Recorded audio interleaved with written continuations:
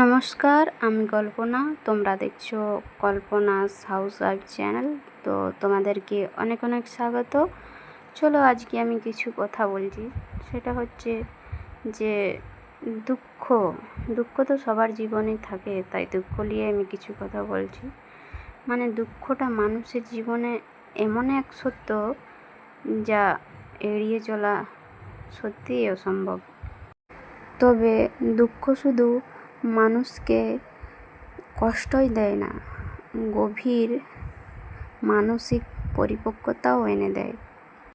যতদিন পর্যন্ত বেঁচে থাকবে দুঃখ তোমার সঙ্গে ততদিন থাকবে। দুঃখ জীবনে শেষ হয় না, বরং এটি আমাদের জীবনের সঙ্গে সঙ্গে একটা অধ্যায় হয়ে দাঁড়ায়। রাত না থাকলে যেমন দিনের আলোর গুরুত্ব বোঝা যায় না, তেমনি দুঃখ না থাকলে সুখের মূল্য বোঝা অসম্ভব। আর মানুষের জীবনের শিক্ষাগুলো আনন্দ থেকে নয়, গভীর দুঃখ এবং প্রতিকূলতা থেকেই আসে। আর এতে মানুষকে আরও সহনশীল এবং ধৈর্য ধরার অনেক ক্ষমতা গড়ে তোলে। দুঃখ চেপে রাখা কোনো বীরত্বের কাজ নয়, বরং কান্না করে মনকে হালকা করা সব থেকে ভালো।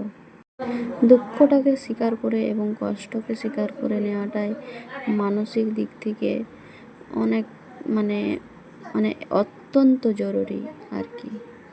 পৃথিবীতে কোনো কষ্টই চিরস্থায়ী নয় এবং কোনো দুঃখই চিরস্থায়ী নয়। সময় গড়ানোর সাথে সাথে বড় আঘাতও কিন্তু এক সময় ফিকে হয়ে যায়।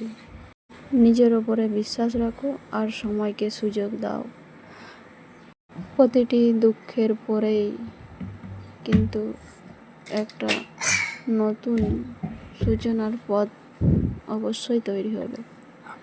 সময়কে কাজে লাগাও।